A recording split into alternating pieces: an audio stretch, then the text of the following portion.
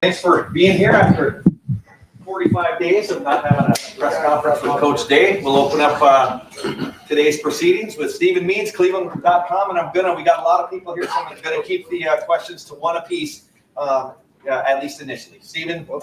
Number one first. Brian, just can you take us through the process of how you ended up identifying Matt Patricia as the guy who would be your defensive coordinator? Was that someone maybe you thought about early on, or did maybe things developed? No, you can tell that we were very thorough in how we went about the process. It took some time. One of the things that, people ask me all the time, like, what are the biggest learning lessons every year that you learn as a head coach? And one of them is to make sure that, you're thorough in your hiring process, that you bring in, the right fit. And I felt like Matt was that guy for a lot of reasons. I think the first one is his experience, coaching 19 years in the NFL. He's coached in 6 Super Bowls, has 3 Super Bowl rings. It was important. So the experience speaks for itself. I think, he's one of the best, minds in the game. But also, pairing him with Tim Walton as a co-coordinator, pairing him with Larry Johnson, Matt Guerrieri, James Laurinaitis. I mean, that was important to have continuity. When you interview certain coordinators, they have an idea of what they want to do. They want to come in and run their style of defense. They want to, bring in their own guys. So that was the first thing. The second thing, and so part of that was having somebody that was willing to work with the guys that were in the room. That was very important.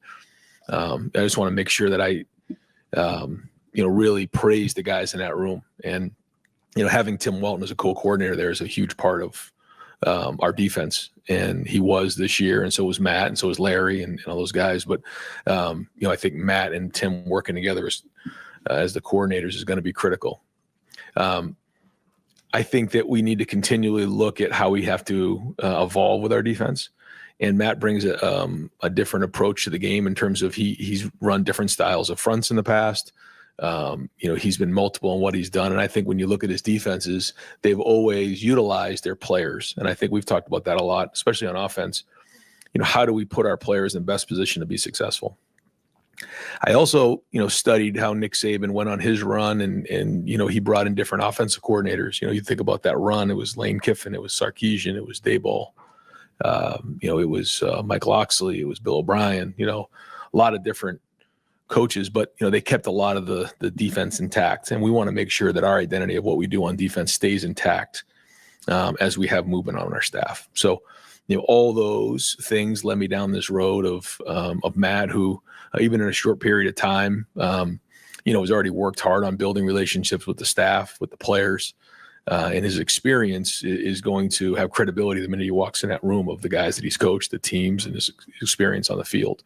And now that we're playing in a longer season, understanding, how that goes and playing in the playoffs, I think all those were reasons that we ended up with Matt. Over to the right, Don Sperry, WBNS. Coach, as you look at what you have to get done this spring, what are maybe the top 3 things you need to get done that you're most concerned about this spring? Well, I feel like we just got done with the season, which is because we did. And we finished on January 20th. We had that week there to celebrate, and then we were kind of right back into it. And we had our first mat drill, about 10 days ago, had a second one today. We're going to go on spring break. We're starting a week later than we normally would. We're also going to do spring practice in 4 weeks as opposed to 5 weeks. So I think as you look at our team, there's a group of guys that have played a lot of football. And those guys who have played a lot of football coming off of last year are, especially in the first half of spring and maybe 3/4 of the spring, are going to be, treated a little bit differently than some of the other guys. That's kind of one group. The next group are the guys that have played a lot of football but are now in a different role that nearly need to step up and become starters. And then you have guys that just got here that need a ton of football. So, this is going to be a different style of spring.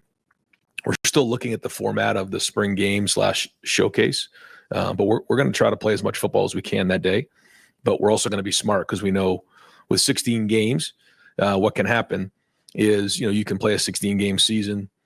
If you really just jump right in and have a normal spring practice, then you come back and play another, 16-game season. That's a lot of football in 1 year, and we have to be smart on that. So, that's kind of our approach to it. I think when you look at our biggest concerns, it's replacing the guys that walked out the door. We can go through each position group if we want, and I'm willing to do that.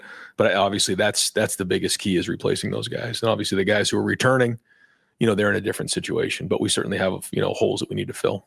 Cameron T. Robinson, The Athletic. Ryan, you mentioned the spring showcase. I mean, around the country, a lot of things are looking different for teams in spring football. When you evaluate what you're doing, how much has that changed in the past just based on how long the season is? Yeah. Trying to keep that up. Yeah, that's it. And, 15 opportunities. And in the past, those were all padded practices, very physical. That will not be the case for sure this spring. We will use some helmeted practices, almost like OTA styles, to take some of those. There'll be more teaching opportunities to be smart there. Another thing is, as we look ahead, at the 105 on the roster, that's a lot different than when you're at 120 plus. So, I mean, the health of the team is going to be even more important. So we got to be smart with that. But yeah, we the first time we play a game this year with this team is going to be against Texas at home. So to get some of these young players in the stadium with a good crowd will still be important. So it isn't just going to be, a bunch of 7-on-7 and guys running around doing one-on-ones and individual drills. I mean, we're going to try to do the best we can to simulate game opportunities for our players, but there'll also be some players that will hold out in that game. Spencer Holbrook, Letterman Row. Ryan, when you were going through the process of hiring an offensive line coach, how did you land on Tyler Bowen and with his, lack of coaching the offensive line the last few years, how did you kind of go through that process and land on him as a guy that you wanted? Well, I think the first thing was that, talk to Brian and, Brian will be a first-time play caller for us and wanted to make sure that we had somebody in the room in the run game that had coordinator experience, and I think Tyler, when you look at, his past and his background, it's pretty diverse in terms of, he's coached the O-line, he's coached the tight ends. He's obviously been a part of the run game coordinator. And that's anytime you're in that, I mean, you're coaching the O-line because there's more offensive linemen on the field than any other position. And so he played the position. He's a very, very good coach. He understands it. Even in a short period of time, you can ask our offensive lineman, he's on it. And then we have a really good support staff behind him that we hired that I think are excellent. And they've got a lot of energy. I mean, you can feel them when they come in the building, the coaches. And so, we'll work through the spring and kind of see and evaluate how that goes. But I think that he's going to work tremendous with Brian, even in a short period of time. They see things the same way. And I think that, for a first-time play caller, having that presence in there of somebody that sees it was important in the hire. But to your point, like the development of the O-line that's his job. Got to get that done. Got to get the run game organized. But, he's got some help there as well. Some guys that I feel strong about. And, we'll, again, evaluate it coming out of the spring. But in a short period of time, I've been impressed so far with the approach and even some of the work that we've done. Dylan Davis, Delaware Gazette. You talk about these guys that have played a lot of football, so maybe they don't get as many reps. But when you have a lot of staff turnover, especially with Matt Patricia coming in, like how do you balance giving those guys the rest they need with the long season, but also these guys have been on the field getting reps, hearing new voices and all this terminology and things like that. Yeah, I think that's where we're all. Usually you have, like we've talked about this a lot in here. You have a benchmark. You go back and you check your notes from 2 years ago, 3 years ago. How do you check your notes on this? We just got done with the season, 16 games. Now we're going into the spring, so we have to be smart on that. We have a plan of making sure that those guys are able to rest as well. But when you look at some of the younger guys who were on the scout team, they are in a much different situation than Sonny Styles, than IGB. Than Carson Hinsman. You can start going through the list. So we have to, I think, initially treat them differently, but quickly we have to get them, all on the same page, that we're all on the same page. And so as spring goes on, we'll do that. But early on, we'll be really smart, especially coming off of spring break. Over to the right, Kellyanne Stitz, WSYX. Ryan, you mentioned the spring showcase looking a little bit different this year, and you guys are still hashing out those details. But are you able to share what that might look like? Not yet. Yeah, I mean, there will certainly be opportunities to scrimmage, and it'll look like a game. But because of some of the guys that we mentioned, we still want them out there doing some things. So that will probably be in some drill work and some 7-on-7 work, and be good to get everybody out there so that the fans can see them. But the most important thing is getting the young guys game reps with hopefully a good crowd out there. So that, because we know the next time again will be against Texas. So we're also going to have to take a hard look at the health of our team as we get into the end of April. So we have to be able to adjust and be flexible with it. But again, that's the goal, was to get these guys as many reps as we can in the stadium. Noah Weisskopf, the Lantern. Ryan, now that you had that week after the national championship to sort of reflect and sit back, what do you think the biggest thing is that you learned about yourself during that entire playoff run? Just to trust the process. Yeah. And just keep pushing and sometimes, and we all know this, it's easy to say, it's a little bit different to do, is you just, again, trust the process and make the adjustments and keep pushing forward. We always say, ignore the noise, whether it's good or bad, because criticism and praise are all the same. You just have to, focus on what you're focused on, and all the work and decisions that are made during the beginning of the season. We have to adjust and tweak them, but at the same time, we also have to believe in what we believe in our philosophy. And I think it's also, making sure that you're recruiting the right people, that, when you do have a tough moment, everyone's able to stick together and not go in different directions and fray. I think those are all learning lessons. Dave Biddle, 24/7. Ryan, as you enter spring ball, is there a position group or groups that you're concerned about depth-wise? And might you guys add more from the portal? I know you've already done a good job in the portal. But... One of the things for us that was tricky was, the portal was open before our season, and opened and closed before our season was over.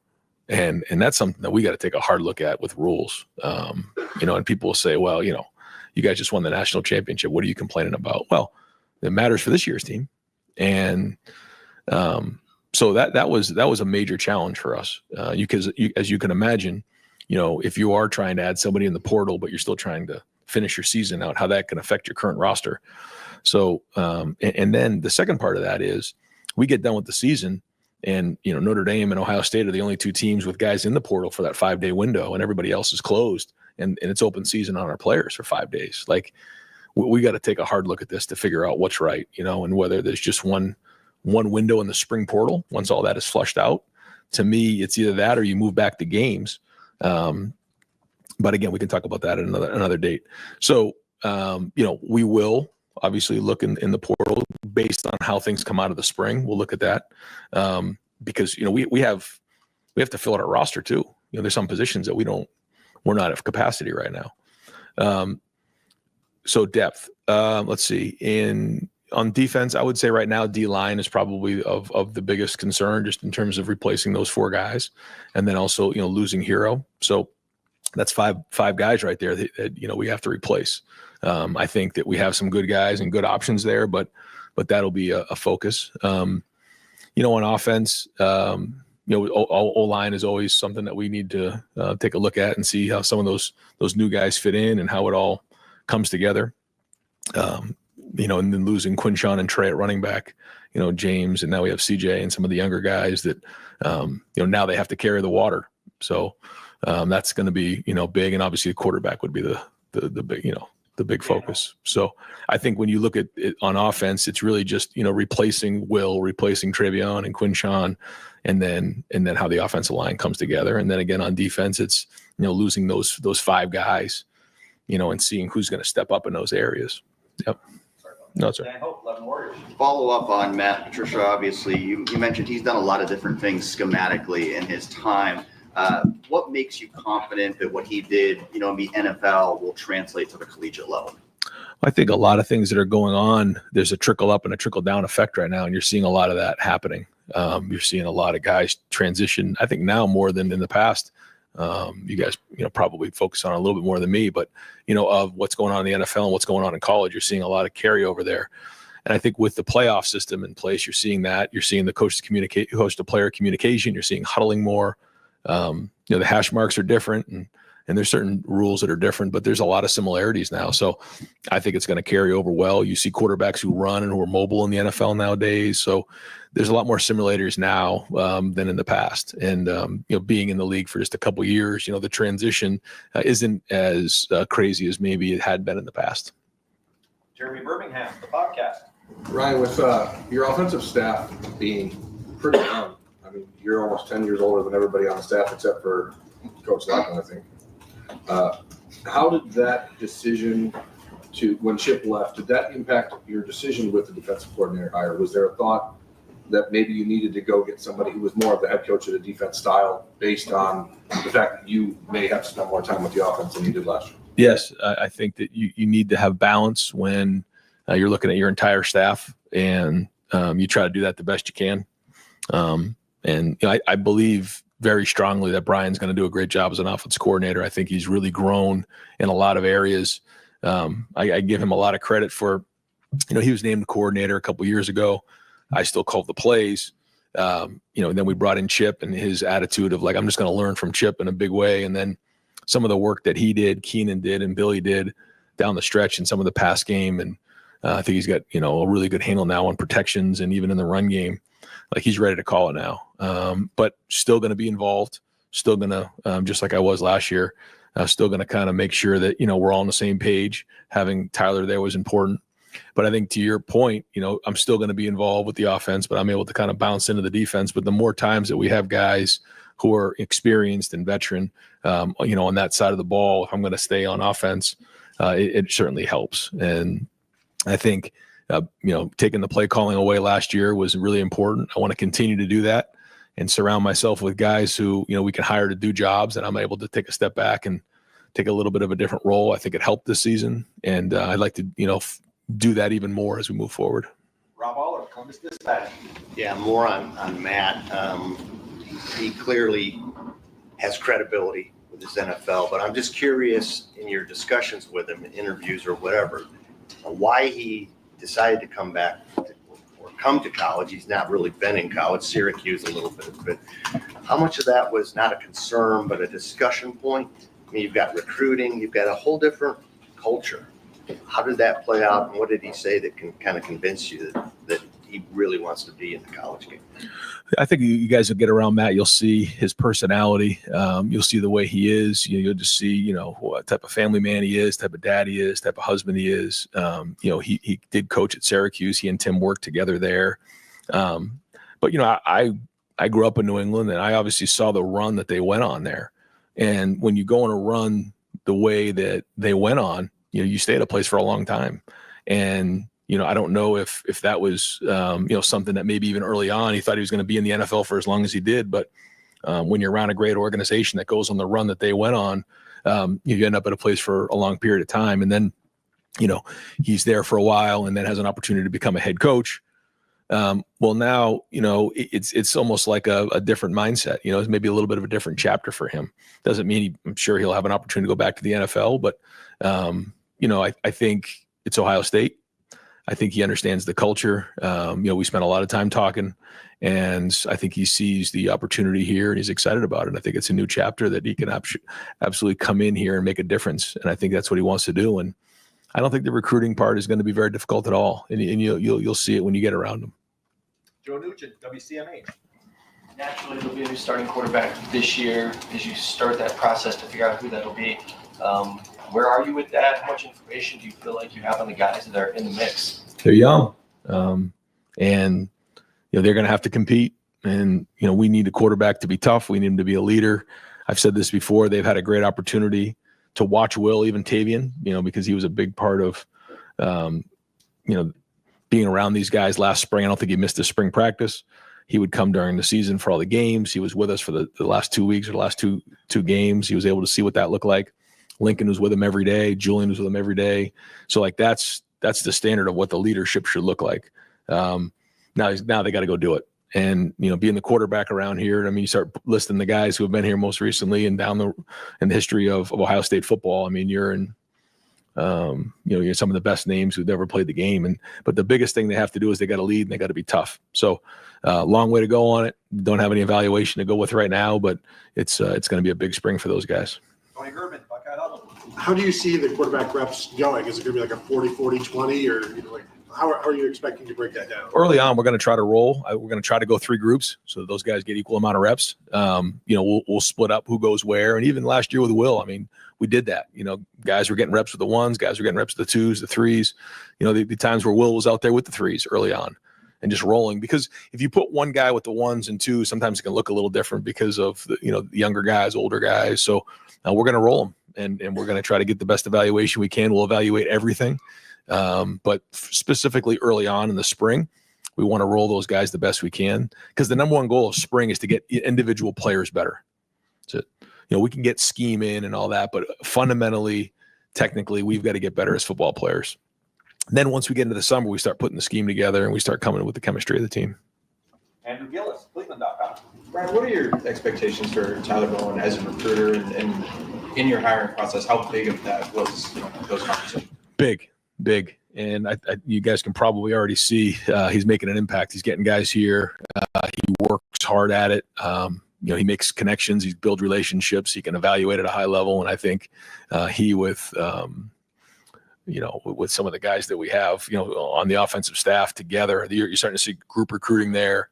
And so, again, we're Ohio State. We should have the best players in the country, and he understands that.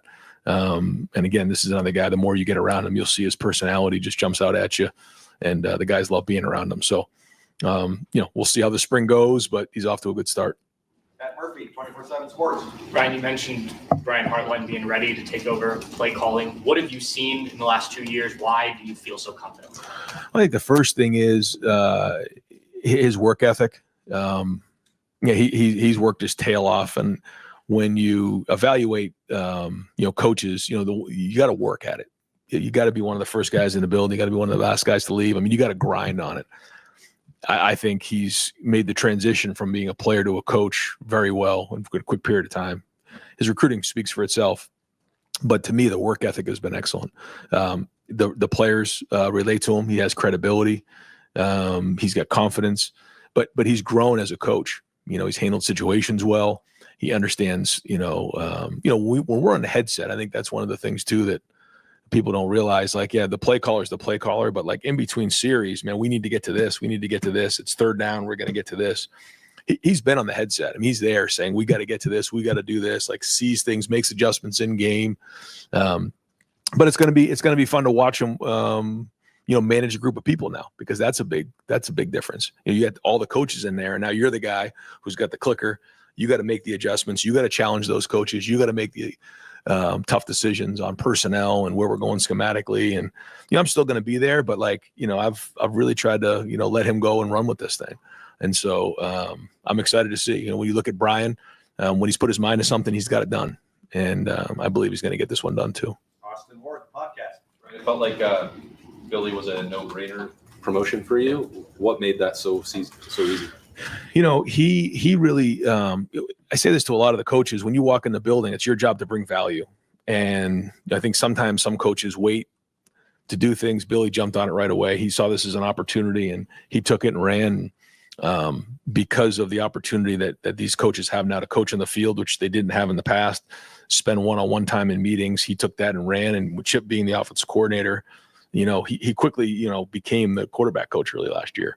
And, the good thing for Billy is he was here before, so he knows how we want to coach things. He knows how we teach things. He understands the progressions. He sees it the way that we see it. So him walking in the building, that was he was a step ahead that way. He's very smart. He works really, really hard at it. He's got a really bright future in the game, and I think the guys in the room know him, and so it was easy. And for me, it was good because we see things the same way. And I believe that, I can walk out of the room and what we want to get taught is going to get done. Now, there'll be, another great evaluation this spring, but I saw it last year. I saw the work he did, and he's very, very talented. Joey Kaufman, Columbus Dispatch. Ryan, with the makeup of the offensive staff being as young as it is, there have been past years we've had somebody like Chip last year, Kevin Wilson. Just wondering what kind of impact you think having a much younger staff has. I think it comes down to experience. And now when you start looking at where, Brian's now been here for a while, and you look at, Tyler's coached a lot of football, and Locke and even Keenan now is getting a little bit older. these guys now have more experience than they did in the past. And again, I'm still going to be there, but I think you ultimately evaluate it based on what you see. And these guys just won a national championship here, and a lot of coaches haven't done that, so they've seen it, they know it. And so, I think that, it comes down to your worth. It comes down to, what you've done. And I got a chance to see it on a day-to-day basis. And I think these guys are excellent. Doug Maurice, Kings of the North. Ryan, in hiring Matt Patricia, he had a sexual assault indictment in his past that did not go to trial and was later dismissed. What was the discussion with Matt around that, and what kind of vetting process did Ohio State go through? Yeah. So, as you know, when we make these decisions, we spend a lot of time, in the interviewing process and getting to know people. And we always take everything into consideration. And, that situation in particular, asked a lot of questions, vetted it. Ross Bjork was part of those conversations, and feel really good about the hire. And, our program, as is got great values and, standards of how we handle ourselves, which, you get to see on a day-to-day basis, and that's not going to change. Bill Rabinowitz, Columbus Dispatch. Yeah, I know you are not going to name any kind of front runner for the quarterback job, but people have raved about the way Julian throws the ball.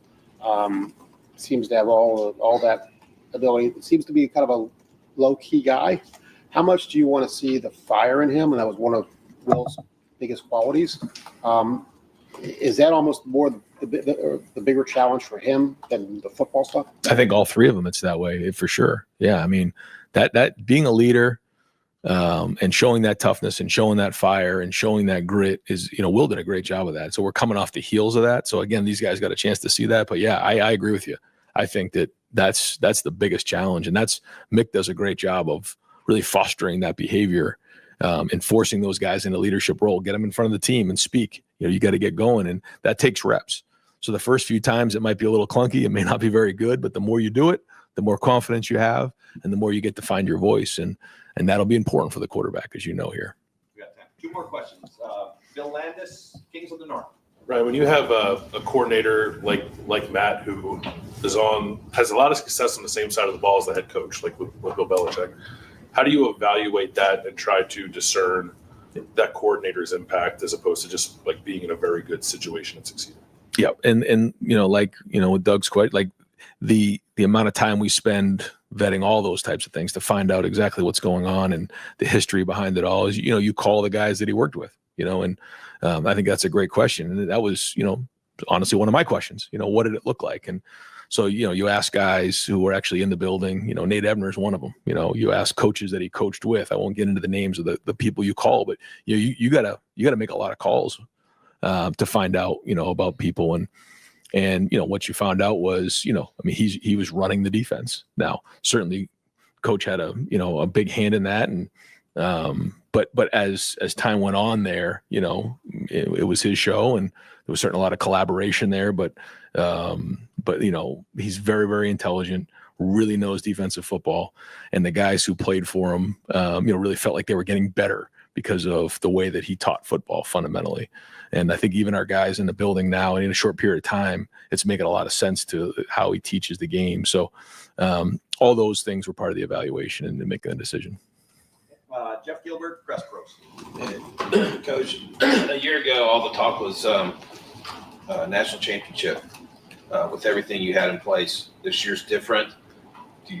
Is that a discussion still? Is that too much pressure on this group? How do you handle expectations with this team? And as you often say, you're not allowed to lose here. Yeah. No, it doesn't change. Our expectations don't change. But I think whether it was last year, the year before, this year, none of that stuff's ever going to change. And so, we're going to go. But I do think coming off of last year, you get a chance to learn about your team. You get a chance to grow with your team. But yeah, I think it's 176 days or something until we play Texas. It's coming. It's right around the corner. 173, I think maybe. It's coming, and we got to be ready to go with this team and this group. That's just the way it goes. And we want to continue to stack these years, and got to be playing our best football at the end of the season. But yeah, I mean, that's not going to change. And, I think last year with everybody coming back and, some of the additions that we made, it sort of created a lot of attention nationally. And that was what it was, but ultimately that shouldn't have affected how we went about our work. That's just stuff on the outside. And, whatever they're going to say about this team shouldn't affect how we go to work each day and how we start our first game. Coach, thank you very much. All right, guys, thanks. Yep. And folks will migrate.